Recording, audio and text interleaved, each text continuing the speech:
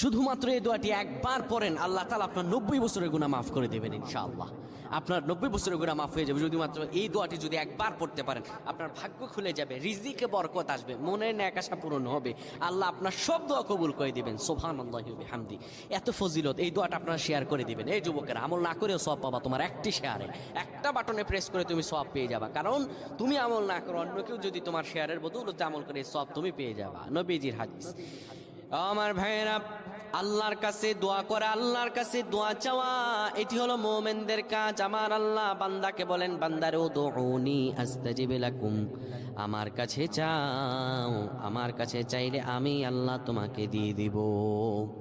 কেউ যদি একবারে দোয়াটি পড়তে পারে, দোয়াটি হলো রব্বি ইন্নী যালামতু নাফসি ফাগফিরলি।